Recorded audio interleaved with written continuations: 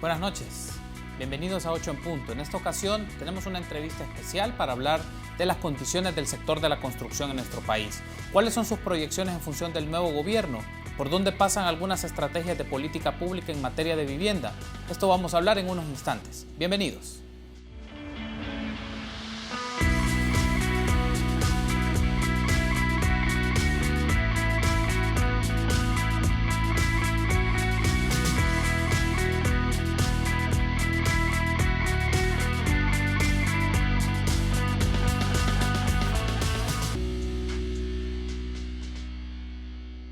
Muy buenas noches, qué gusto que nos acompañe en una nueva edición de 8 en Punto. Les saluda Carlos Monterroso, es un agrado que esté con nosotros en esta edición del martes 20 de agosto del año 2019. En esta ocasión tenemos una entrevista especial para hablar un poco de las proyecciones del sector de la construcción y políticas de vivienda en El Salvador. Y es un gusto para mí entrevistar en esta ocasión a Giuseppe Angelucci, presidente de Casalco, de la Cámara Salvadoreña de la Construcción. Gracias por recibirnos, Giuseppe, estar en su espacio, en estas oficinas de Casalco. Muchas gracias, buenas noches Carlos, es un gusto y esperamos de poder brindar una información cualitativa y cuantitativa, como decimos en el sector, a los televidentes. Gracias a ustedes por recibirnos y también muy amablemente agradecemos a José Antonio Velázquez, director ejecutivo de Casalco, también por acompañarnos en esta entrevista. Buenas noches y gracias. Buenas noches, de igual forma Carlos, les agradecemos a ustedes que siempre nos tomen en cuenta y saben que pueden contar con nosotros para tratar de brindar la mejor información posible. Tenemos varios elementos y datos que tener en consideración sobre los tópicos que vamos a desarrollar en esta entrevista, particularmente crecimiento y condiciones del sector y otras perspectivas en función del nuevo gobierno. Para eso les invito a que veamos la siguiente nota introductoria. A mediados de este año, la Cámara Salvadoreña de la Construcción proyectaba un crecimiento del 7%. Cerramos con un crecimiento del 7%. Este año esperamos que el crecimiento se vuelva a dar a ese ritmo. El presidente de Casalco señala que el mayor obstáculo es el retraso en la entrega de permisos ambientales y aunque no dio cifras del costo en proyectos estancados a la fecha, asegura que son varios millones. Han habido ya algunas resoluciones importantes y esperamos que pues sigan acelerando, siguiendo la promesa del presidente que en 90 días van a limpiar la casa, como dicen. El ministro de Medio Ambiente admitió que hay un promedio de entre 4 a 5 mil permisos detenidos por diversos factores. La idea es agilizar los procesos dentro del Ministerio de Medio Ambiente, pero no flexibilizar los permisos. Al contrario, estamos implementando bastantes procesos para lograr resolver este tema. La ministra de Vivienda, Michelle Sol, agregó que establecerán un mecanismo para que en el camino se busque soluciones a todos estos obstáculos. Un acuerdo de hacer mesas de trabajo una vez al mes con las diferentes instancias como Medio Ambiente, ANDA, Ministerio de Vivienda, empresarios, para poder juntos conocer y hacer mejores políticas de vivienda. La relación del sector con el gobierno ha mejorado desde la toma de posesión de Nayib Bukele, lo que les permite tener un mejor panorama y posibilidades de crecimiento. Para 8 en Punto, Alonso Castillo. Bien, entonces ahí teníamos la nota introductoria elaborada por Alonso Castillo que nos permite dar la pauta o algunos elementos e insumos que nos permitan esta discusión, este diálogo que vamos a tener con Giuseppe Angelucci y con José Antonio Velázquez de la Cámara Salvadoreña de Construcción. Y me gustaría iniciar un poco con este componente, Giuseppe, en términos generales, ¿cuál ha sido la condición económica del sector de la construcción que ustedes representan en los últimos 5 años? Pues en los últimos 5 años hemos tenido un crecimiento bastante constante que ha tenido un buen final en el 2018 con un casi 7% de crecimiento y lo podemos apreciar en muchos edificios que se están desarrollando en la ciudad sobre todo y el primer trimestre del 2019 con un crecimiento aún mayor. Si nos proyectáramos al 2019 con los números ya que tenemos, verificados por el BCR, estaríamos queriendo llegar al 10%, esperando llegar al 10% de crecimiento, que sería, digamos, bastante importante para el sector. Bueno, esos son datos importantes porque entonces significa, José Antonio, que el sector de la construcción y de los socios y de las instituciones y empresas que ustedes representan han tenido un avance significativo. ¿Qué aspectos han marcado este crecimiento que está hablando de un 7% y con proyecciones de llegar a un 10%, como nos mencionaba recién Giuseppe?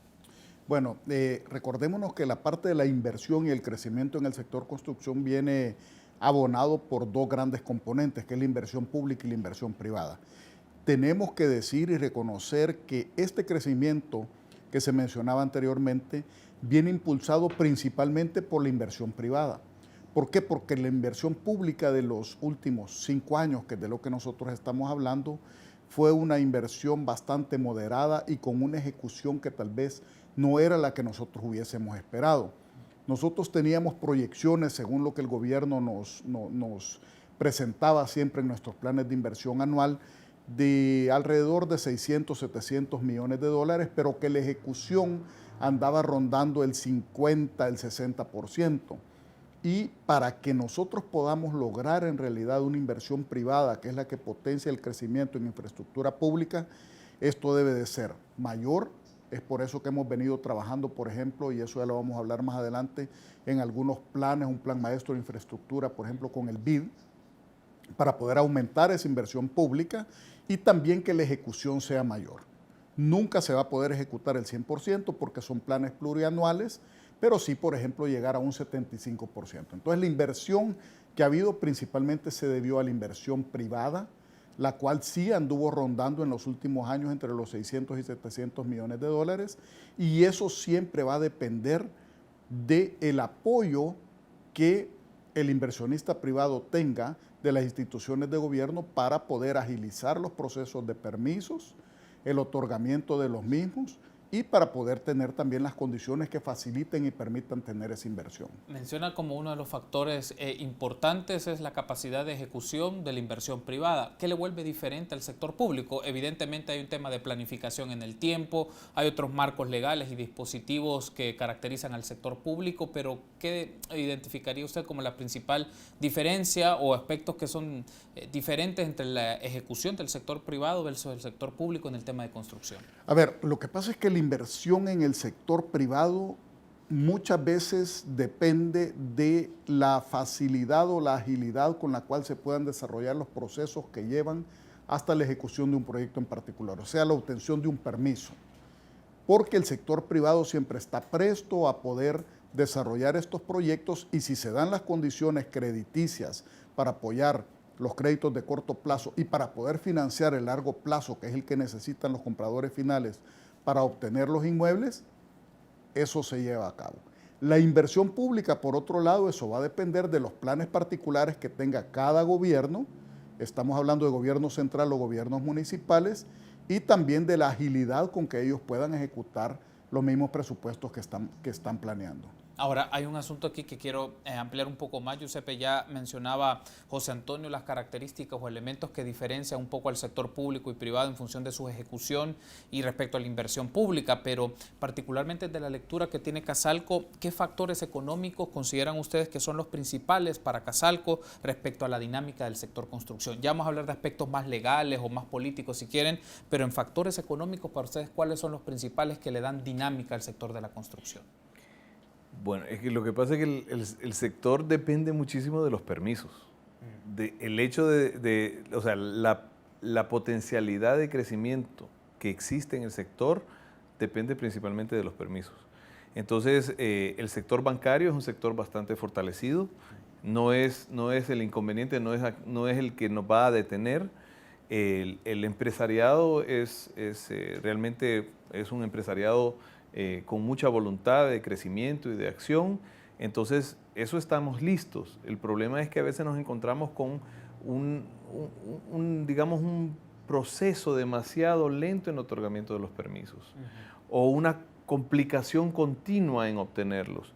Y entonces, ¿qué es lo que sucede? Como dijo el ministro de Medio Ambiente hace poco, hay muchos proyectos que ya ni siquiera vale la pena sacarlos a la luz porque eso ya se vendieron los terrenos y se elaboró otro proyecto completamente diferente porque se tardó demasiado el Ministerio de Medio Ambiente en concluir el proceso.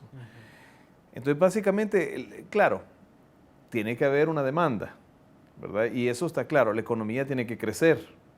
Pero hoy por hoy vemos que el crecimiento sobre todo del sector inmobiliario en viviendas es bastante alto porque hay también una demanda reprimida, que por muchos años ha habido poca oferta. por temas de permisos, factibilidad de agua, etc.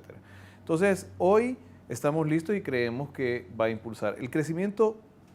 La bondad de la inversión en infraestructura, que entre los cuales quisiera abonar a lo que decía José Antonio, para que una economía se desarrolle apropiadamente y para que el sector realmente cumpla debe haber una inversión de alrededor del 4 al 6% del PIB anualmente.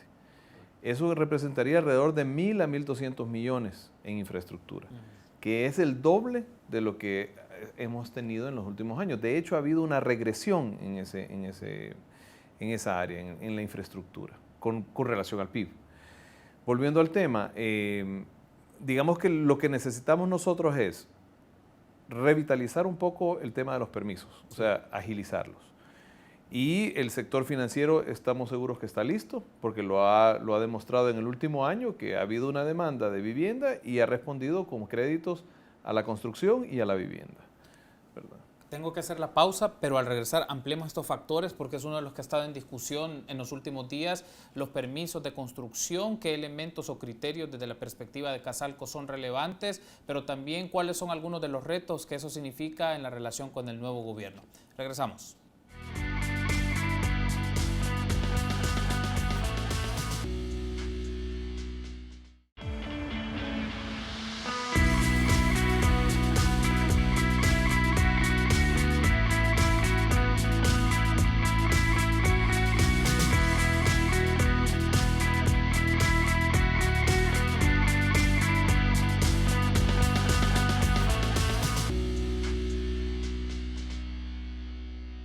Gracias por continuar junto a nosotros en 8 en Punto. Una mención que es importante hacer: si estás ahorrando, estás ganando. Por cada $150 que ahorres, participas en sorteos en efectivo y premios al instante por más de $60,000. Ahorra y gana con Banco Promérica. Continuamos platicando entonces en este espacio de 8 en Punto del martes 20 de agosto con Giuseppe Angelucci, presidente de Casalco, y José Antonio Velázquez, director ejecutivo. Uno de los asuntos, ya voy a hacer la conexión, José Antonio, con el tema de gobierno como tal y las estimaciones y proyecciones que se tiene, pero traíamos en el segmento anterior que el sector de construcción en los últimos años ha tenido unos resultados favorables, una tasa de crecimiento favorable del 7%, con expectativas de aumentarlo al 10% por lo menos en el primer semestre del 2019.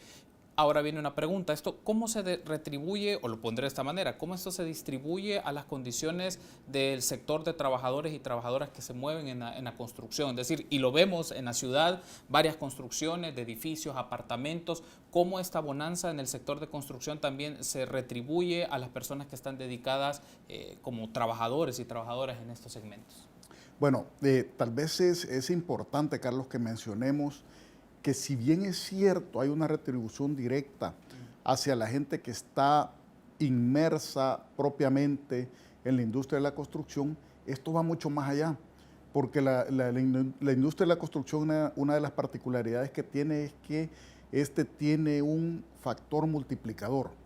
Nosotros, según un estudio que tenemos de hace algunos años, que lo tenemos que actualizar, se demostraba de que por cada dólar invertido en la industria de la construcción, esto se multiplicaba prácticamente en el doble. Era un factor multiplicador de 1.9, y esto va dirigido a otras industrias y a otros sectores que están alrededor de la industria. Esto actúa hacia atrás y hacia adelante con todo lo que se tiene que producir para ser utilizado en la construcción misma, y hacia adelante con todo lo que esto va a generar a futuro en base a la infraestructura, ya sea público o privada.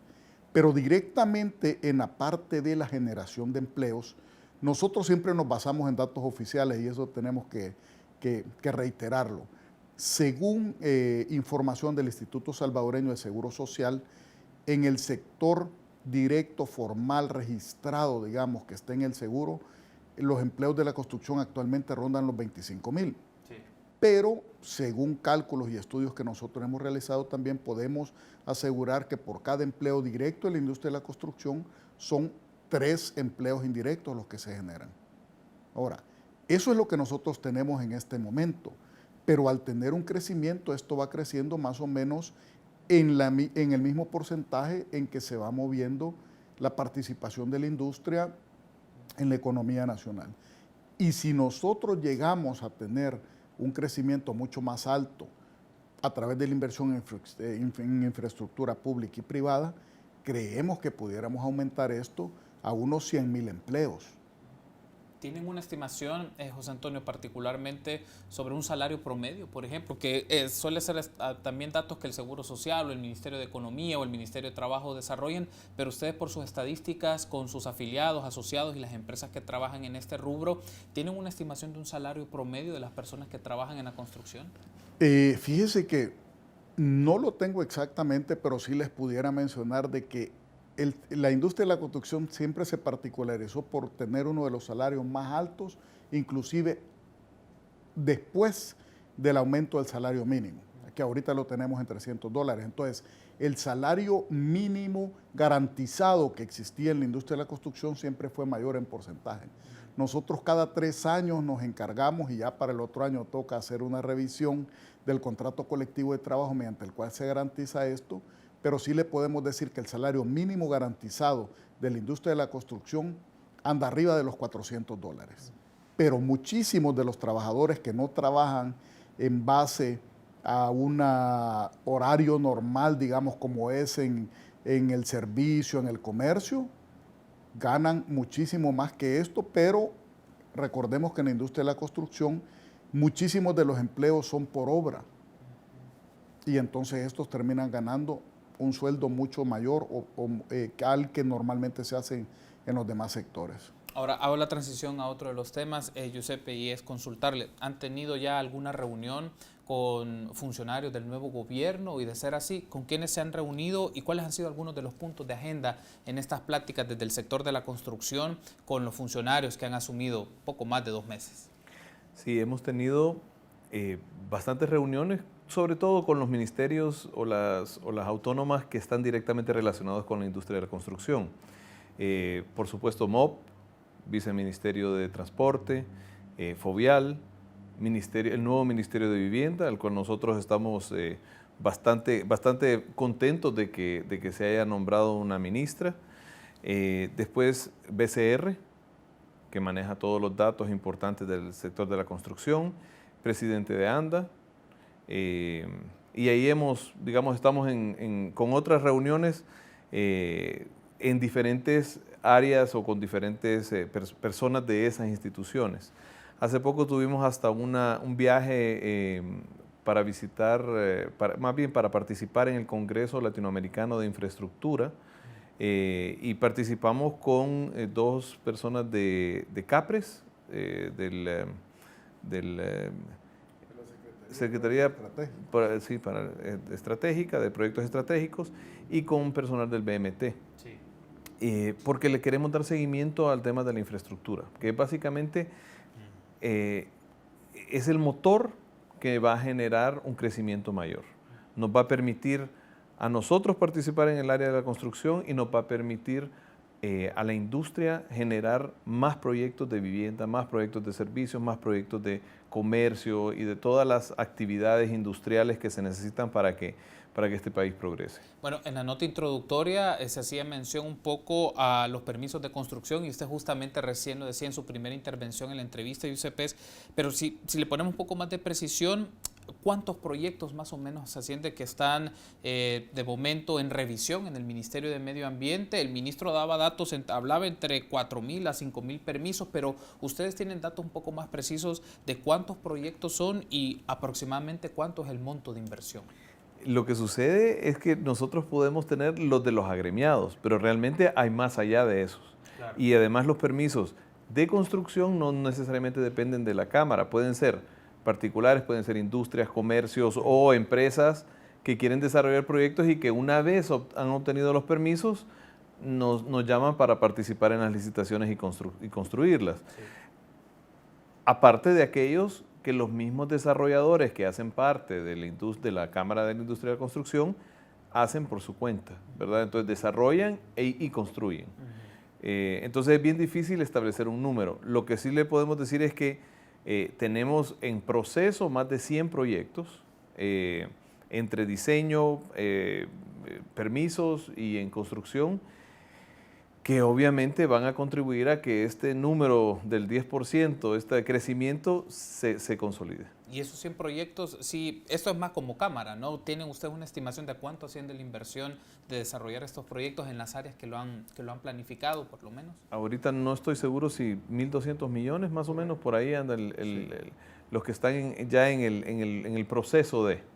Ok, hay un asunto aquí, creo que es importante, antes de irme a la pausa, y se lo consulto a José Antonio para efectos que la gente lo conozca, porque se menciona, hay una serie de trámites, pero si lo ponemos de manera un poco abreviada, ¿en qué consisten esos trámites y a qué se refieren cuando nos detallamos al tema de la construcción? ¿Qué tipo de trámite solicita el Ministerio de Medio Ambiente y otras instituciones estatales para esto? Bueno, vamos a ver, lo que pasa es que todo empieza cuando uno va a entrar en un proceso de trámites y obtención de permiso de construcción. Todo empieza con lo que nosotros llamamos el paso cero, que es la factibilidad de agua, ¿verdad? De agua y de alcantarillado. Entonces empieza en ANDA, que esto es previo a todo, porque si nosotros no tenemos como constructores una factibilidad en ese sentido, no podemos avanzar.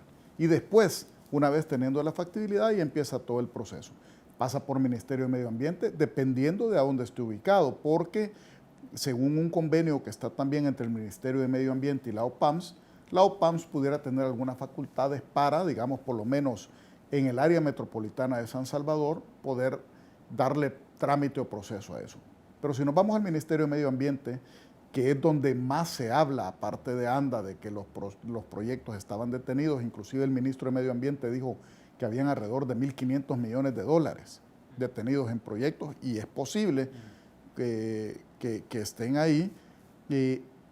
Eso pasa por un proceso en el cual, según un nuevo sistema que existe, el sistema de evaluación ambiental, en este sistema, que sería un mecanismo en línea, que es la forma correcta de hacerla porque evita la discrecionalidad, se pudiera determinar de una vez si un proyecto no necesita ningún estudio de impacto ambiental, no necesita ningún proceso adicional, sino que es factible, digamos, en la parte medioambiental, o si tiene que ser revisado de alguna forma, que es conocido como N1 o N2, o pasar a N3, que es cuando ya requiere un estudio de impacto ambiental. Si un proyecto requiere estudio de impacto ambiental, que debería ser determinado por un sistema de evaluación ambiental bien calibrado y bien manejado, entonces esto puede llevar algún tiempo en lo que se le dictan las medidas, digamos, que el proyecto debe de cumplir para poder solucionar o para poder, digamos, aportar a los impactos que va a estar causando inicialmente.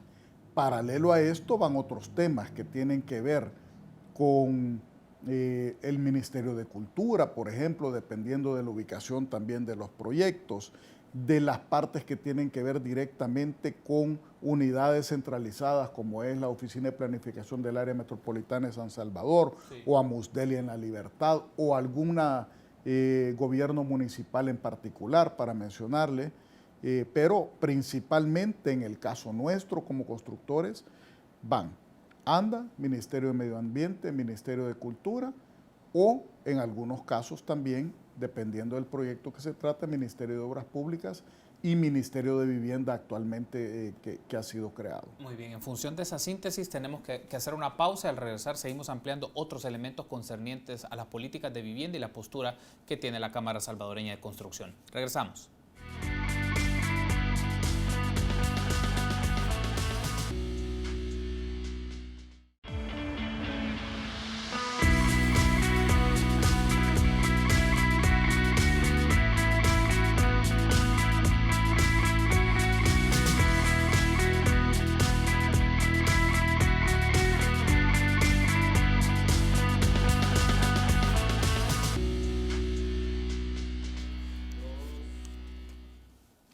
Gracias por ser junto a nosotros en 8 en punto. Continuamos platicando en esta ocasión sobre las proyecciones del sector de la construcción y políticas de vivienda, que va a ser uno de los temas que vamos a desarrollar ya en estos dos segmentos que nos restan.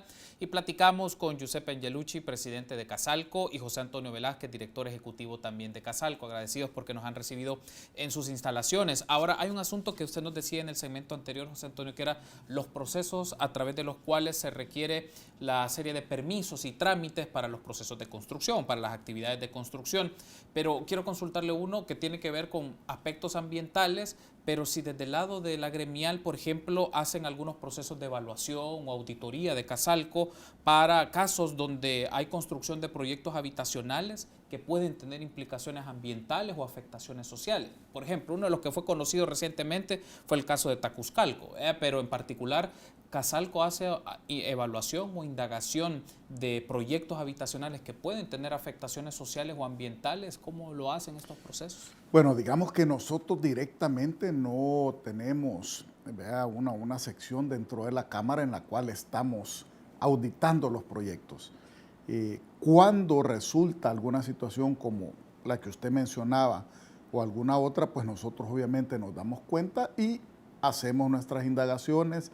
Lo primero que hacemos pues es reunirnos, si es un agremiado nuestro, nos reunimos con el agremiado para consultarle, ¿verdad?, cuál es la situación, porque recordémonos que ahorita, sobre todo con el uso de redes sociales, uno puede escuchar cualquier cosa, ¿verdad?, que suceda. Entonces lo primero que nosotros hacemos es nos acercamos al agremiado, si fuera el caso, y si no, pues tratamos de indagarnos de alguna forma para ver los permisos que ellos tienen, hacia dónde están, el cumplimiento que han tenido, y también nosotros participamos gestionando reuniones con las instituciones que estén involucradas para entender los dos puntos de vista. Uno es desde el punto de vista del constructor, en este caso del agremiado, y el otro desde la institución para ver a dónde están parados.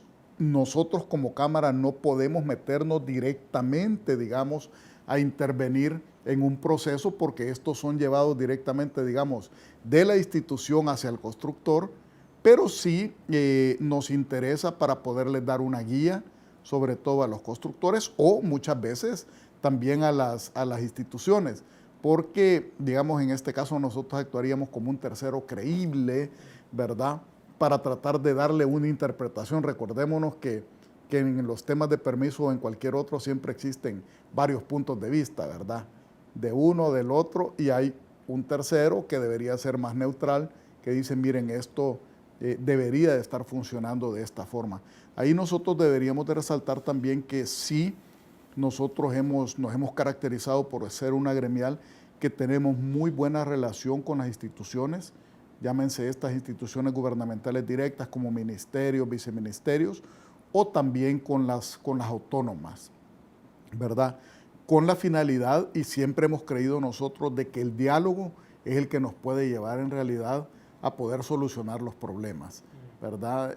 Y poder, digamos, mediar en poder tener estas, interpretaciones más reales y más balanceadas, y que éstas sean articuladas entre los diferentes actores. Ahora, otro asunto, y hago la transición a uno de los temas, Giuseppe, importantes también, además de sobre los impactos ambientales y sociales, pero también un aspecto que puede estar en la discusión de la opinión pública en términos generales para la gente es cómo facilitar el acceso a la vivienda de interés social, que ese es uno de los temas que la gente puede esperar, tener accesos a viviendas dignas, pero también en condiciones financieras favorables. Digamos, aquí ya también tiene que ver un poco el rol del sector financiero, pero desde la perspectiva de Casalco es cómo se puede facilitar el acceso a la vivienda en función e interés social. Sí, Carlos, aquí hay un tema que creo que en el mundo entero es igual. La vivienda mínima se accede solamente con la ayuda del gobierno. O sea, tiene que haber un subsidio, tiene que haber una ayuda, una colaboración, digamos un proyecto en conjunto con la empresa privada para unir eficiencia, pero también una especie de ayuda a la vivienda, digamos, a los sectores de la sociedad que no tienen la capacidad de pagar una vivienda. Porque la vivienda, ¿por qué no tenemos ahorita un desarrollo de la vivienda mínima? Porque realmente no hay incentivos. La vivienda mínima como tal. Tenemos un desarrollo enorme en la vivienda media, de clase media para arriba, pero para la vivienda mínima no existe ese apoyo del gobierno, o no ha existido en los últimos años ese apoyo adecuado. Ahora, con la ministra de Vivienda justamente estamos hablando de la posibilidad de incentivar todas las categorías, desde la vivienda mínima hasta, y no solo en números, o sea, no solo cuantitativo, sino que cualitativo, porque como de nuevo, en nuestro país no existen estadísticas, entonces nos basamos en una serie de encuestas y números que son todavía por corroborar, si son, qué tan reales son. Pero si nosotros establecemos que hay un déficit habitacional cuantitativo de 250,000 viviendas, eso hay que atacarlo con vivienda nueva. Pero también hablamos de un déficit habitacional cualitativo, que eso podemos hablar de 500,000, 600,000 viviendas, no tenemos ni siquiera el dato exacto, que eso hay que generarles las condiciones para que sean viviendas dignas. O sea, tener una vivienda y no tener la dignidad suficiente, no tener el agua potable, no tener piso, o sea, paredes de bloque o techo que durante la época de lluvia no tenga problemas o cuando haya mucho viento. Entonces, es equivalente a no tener vivienda, ¿verdad? O sea, pasa más preocupado por salvar sus pertenencias que realmente por reposarse como debería ser en una vivienda. Entonces ya estamos en pláticas con la ministra, nosotros estamos preparando, de hecho hoy por la tarde tenemos una reunión para ir afinando los detalles de la ley de inclusión habitacional. Esta ley inició digamos, se basó originalmente en la ley de intereses preferenciales de Panamá, pero haciendo las averiguaciones del caso hemos ido viendo otros modelos, como Mi Casa Ya de Colombia, que nos han motivado junto a la visión de la ministra de no solo quedarnos con una ley de intereses preferenciales, sino que de completar la gama y hacer una propuesta que incluya todos los sectores, desde la mejora de la vivienda hasta la proyección de vivienda social con intereses preferenciales. Quiero tocar en el último segmento esta propuesta porque lo revisa el proyecto de ley de inclusión habitacional con otra serie de reformas a leyes que desde Casalco están considerando estratégicos abordar en Asamblea Legislativa, pero recién me mencionaba, Giuseppe, que se requieren incentivos. Por ejemplo, ¿de qué tipo de incentivos en concreto hablamos que pueda este nuevo gobierno o las instituciones políticas promover? Los incentivos pueden ser dependiendo de cómo el Ministerio de Hacienda se oriente, pero puede ser desde una ayuda de un bono, puede ser intereses preferenciales, puede ser de ayuda mixta, o sea, de que se consigan los materiales y la persona futura propietaria ponga la mano de obra. Hay tantos incentivos, hasta puede ser que el mismo gobierno genere la infraestructura para que el costo de la vivienda sea menor, porque hoy por hoy se necesita llevar agua potable, no es que uno solo pide la factibilidad, muchas veces se le solicita hacer obra adicional. Entonces eso obviamente va directamente relacionado con el precio de la vivienda. O que necesita hacer modificaciones a la red eléctrica, o que necesita hacer calles adicionales, etcétera, o sea, carreteras. Entonces, si el gobierno central o municipal genera las condiciones, obviamente la vivienda puede tener una rebaja de costo.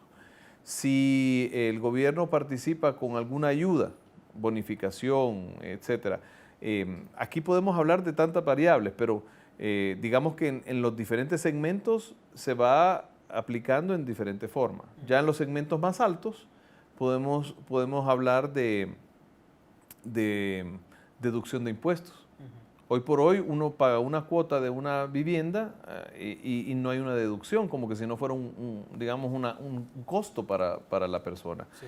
En Estados Unidos, que es, digamos, el país tal vez más capitalista del mundo, se pueden deducir los intereses o a veces hasta el capital de la cuota que uno paga por su casa.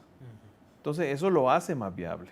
Es decir, eso implica también intermediación con sector financiero, el sector político sobre estos aspectos como muy concretos. Antes de irme a la pausa, José Antonio, hay un aspecto muy relevante que nos ha llevado esta discusión de propuestas de marco de ley, pero uno de los asuntos, no sé si Casalco lo ha discutido por proyectos y experiencias que hay, es participar, por ejemplo, con modalidades de cooperativas de vivienda, que hay como unas expresiones en algunos lugares de cooperativa de vivienda. Este puede ser un socio eventualmente con los cuales pueda trabajar Casalco, porque es una lógica distinta y comunitaria, pero sobre el tema como en común, tener una disposición y un terreno y también espacios para construir sus viviendas. ¿Eso es parte un poco de la discusión o no necesariamente para Casalco? No directamente, no lo hemos hecho directamente, pero no es algo que debemos de excluir o que lo excluiríamos. Sería de evaluarlo, ¿verdad?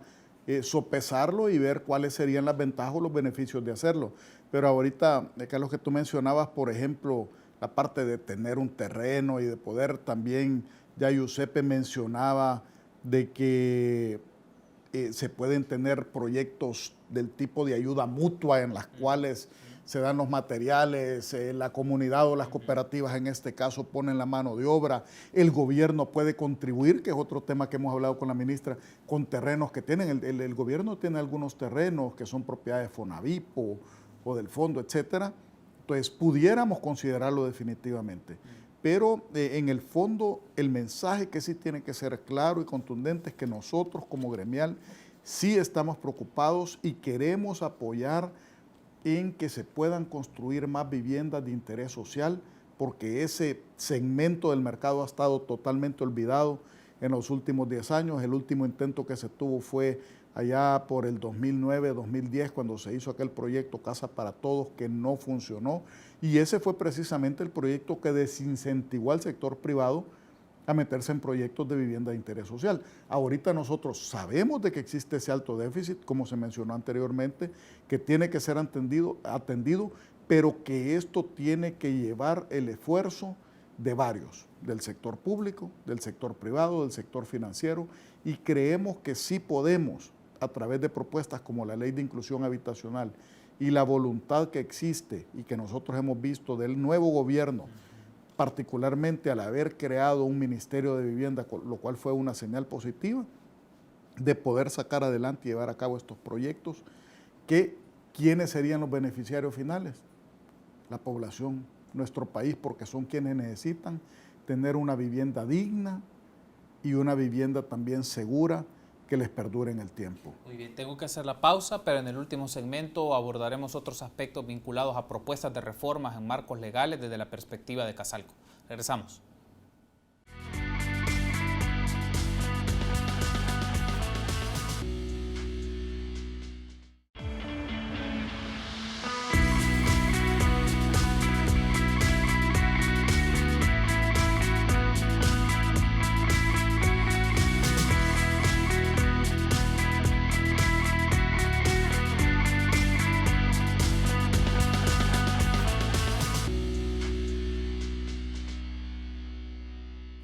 Último segmento de esta plática que hemos dedicado a hablar de las proyecciones del sector de la construcción y cuál es la agenda que tiene Casalco en materia de política de vivienda y vínculo con el nuevo gobierno. Y para eso hemos estado platicando con Giuseppe Angelucci, presidente de Casalco, y José Antonio Velázquez, director ejecutivo de dicha gremial, sobre algunos de los temas importantes o relevantes para esta gremial en particular. Y quiero aprovechar porque también revisando un poco, José Antonio, la edición más reciente, o por lo menos de mayo-junio, de su revista de construcción de Casalco, ustedes formulan una serie de propuestas de reformas a ley que deben ser consideradas en el debate de la Asamblea Legislativa. Sé que son varias, pero para efectos muy puntuales, particularmente en el caso de la Ley de Adquisiciones y Contrataciones de la Administración Pública, la LACAP, ustedes están pidiendo revisión. ¿Qué aspectos piden revisión y por qué razones? A ver, lo que pasa es que la LACAP es una ley que fue hecha para todos los aspectos generales de las adquisiciones y contrataciones del aparato gubernamental, llámese gobierno central o inclusive municipalidades.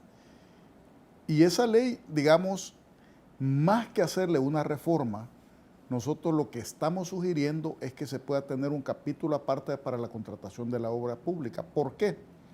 Porque esta es una ley que sirve desde regir la compra de insumos para oficina, bolígrafos, papelería, computadora, escritorio, sí, lo que usted quiera, hasta para la contratación de la obra pública, y son cosas que funcionan de una manera totalmente diferente.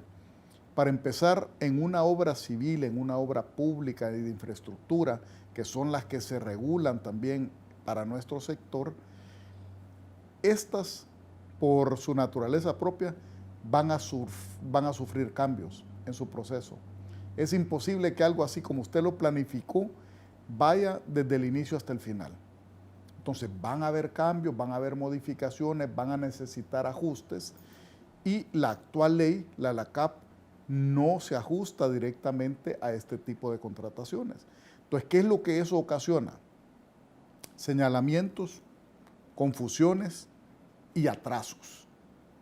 Y eso es lo que nosotros no queremos, porque queremos que las cosas se ejecuten prontamente, transparentemente y con un nuevo capítulo, el cual sería obviamente pues dialogado, platicado y negociado con las instituciones gubernamentales involucradas, con la Asamblea que tiene que jugar el rol importante, con la Corte de Cuentas también para poder, digamos, concatenar toda esa información.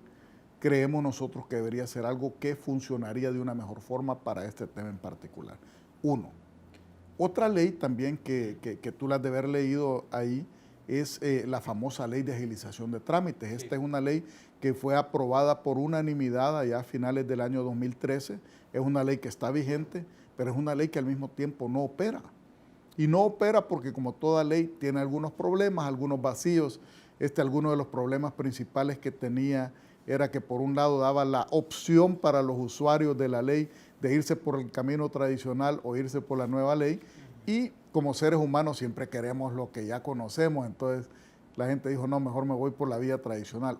Pero tal vez el más importante es que dentro de la ley se creaba lo que se llama la OIC, que es la Oficina de Integración de Trámites, pero esta oficina que iba a funcionar, digamos, prácticamente como una ventanilla única y se iba a encargar de que las instituciones le dieran cumplimiento a los tiempos legales que tenían para el otorgamiento de permisos y toda la parte de trámites, no la dotó de el músculo o el diente, como decimos, para poder en realidad interactuar con las instituciones y hacer que éstas cumplieran sus tiempos, como aspectos, digamos, principales. Entonces, esta ley también, lejos de nosotros sugerir una reforma, y esto lo hablamos pues con el gobierno anterior, lo hemos platicado también con el gobierno actual, aunque no hemos entrado al detalle porque pensamos que ya pasó mucho tiempo por todo lo que se mueve y que se ha hecho, pero tienen apenas 2 meses y medio de estar en sus oficinas.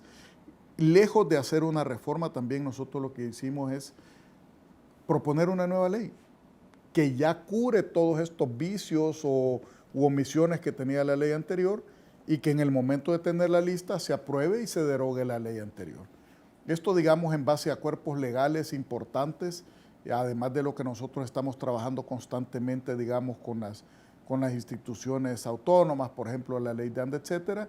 Y la tercera, que es importantísima, que ahí pues me gustaría que ampliara más nuestro presidente, que es la ley de inclusión habitacional, que esa pues no es una reforma legal, sino que es algo nuevo, pero que definitivamente es algo que se necesita si queremos atender el mercado habitacional que actualmente no está siendo atendido. Bueno, eso me permite dar la pauta un poco también, Giuseppe, para en términos generales nos puede describir cuáles son los principales objetivos o que persigue este proyecto de ley de inclusión habitacional, y también se han hecho un poco la medición, por ponerlo en estos términos, de cálculo político de cuál puede ser la reacción de los actores involucrados, Ministerio de Vivienda, desde la representación de gobierno, obras públicas, pero también los grupos parlamentarios en la Asamblea Legislativa. Sí, de hecho, nosotros venimos ya trabajando este tema desde hace varios meses, o sea, desde tal vez antes de las elecciones, con el objetivo de ir entendiendo un poquito todos los actores qué áreas podrían no gustarles o digamos, generarles un poco de conflicto. Hemos platicado con el sector financiero, con el sector gubernamental en el área del BCR, del Ministerio de Hacienda, Ministerio de Vivienda, y hemos ido visitando y obteniendo información para ir generando y madurando esta ley. La ley realmente, el objetivo que cumple es darle vivienda a la población salvadoreña. O sea, ese es el objetivo principal. Y obviamente todos vamos a ser involucrados en este proceso. Digamos que uno de los temas principales es para el sector financiero. Normalmente financiar vivienda social es un poco complicado, ¿no? Porque hay alta morosidad. Entonces hemos generado mecanismos de seguridad y que de alguna manera corresponsabilizan a quien otorga el crédito y digamos que le permite dar un crédito con un grado de seguridad y por el otro lado, bueno, a tasas competitivas. Porque si no serían tasas altas, como ya conocemos en sectores financieros que no son la banca tradicional. Por el otro lado, mejora de vivienda en todos los segmentos. Y para eso hemos tratado de identificar proveniencia de fondos para poder financiar esa parte. Obviamente el gobierno tomará su parte, ¿verdad? Y hará su parte en ya sea infraestructura, subsidios, etc. Y así vamos segmento por segmento dándole las diferentes opciones y los diferentes respaldos. Y en este proyecto de ley, Giuseppe, está considerado específica, uno de los temas que es sensible en el tema no solo de construcción, pero también un poco de planificación del espacio, es el tema del acceso al suelo, particularmente la tenencia de la tierra, porque uno de los aspectos es no solo la tenencia como tal, sino la plusvalía. Es decir, que los precios son bastante altos y cómo puede tener acceso la gente de diferentes condiciones y estratos socioeconómicos a una buena casa sin un poco estar con esta especulación de cuánto cuesta un terreno por la zona que tiene más valor, de su precio real. O sea, ¿puede incluirse estos componentes, aunque sé que toca el sector financiero, pero puede incluirse estos componentes en este proyecto de inclusión habitacional? Se van a incluir probablemente, pero lo que pasa es que el precio en un mercado libre es difícil bloquearlo. O sea, lo que sucede es que se tienen que encontrar formas de mejor financiamiento, de encontrar la vía en donde se le saque mayor uso, mayor eficiencia al suelo. Nosotros en el proyecto de Mi Casa Ya, de Colombia, hemos encontrado temas donde nos involucra cambiar la normativa en nuestro país. Ejemplo, dándole un sistema de transporte adecuado, tener un estacionamiento cada 4 apartamentos. Eso, el impacto que eso tiene en el costo del apartamento es enorme. Entonces ya el valor de la tierra es irrelevante. Primero porque es en altura, segundo porque tenemos la posibilidad de decir, bueno, un estacionamiento cada 4, en vez de tener 8 por esos 4 apartamentos, cada estacionamiento tiene un valor de aproximadamente, porque es en altura, de $7 a $10,000. Ya eso es 1/3 del valor de la vivienda. Entonces, si le quitamos ese componente con un buen sistema, y aquí es donde entra el gobierno central, un buen sistema de transporte colectivo, que bueno, hoy fuimos a una conferencia, bueno, un congreso, no sería un congreso o una charla traído por la Embajada Británica, en donde hablaba que el 75% de la población va en medios públicos, pero eso equivale a menos del 25% del parque vehicular. Entonces, ¿pero qué es lo que sucede? Que deberíamos llegar a que la mayor parte de la población vaya en un buen sistema de transporte colectivo. Pero volviendo al tema, entonces nosotros todas estas componentes las tenemos que alinear. Tema de normativa, tema de seguridad, tema de inversión, Entonces, la ley ya la estamos alineando a todas las diferentes inquietudes que hemos encontrado en los ministerios y en el sector privado, para poder tener la lista próximamente. Hoy tenemos, como les decía, una reunión que creo que va a ser bastante para ya avanzar en el tema final y comenzar a redactar la ley que incluye todos los valores.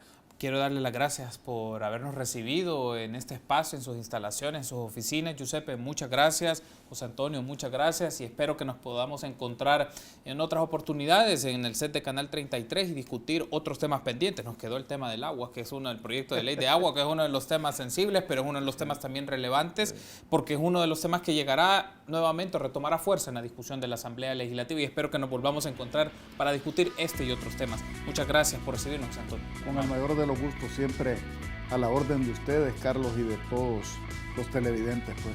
Gracias, muy amable. Gracias, Giuseppe. Gracias, Carlos. Yo quisiera aprovechar para felicitarlos por los cambios que están teniendo ustedes en el canal y les deseamos la mayor cantidad de éxitos posible. Muchas gracias, muy amables. La invitación está hecha y a ustedes también, amigos. Feliz noche.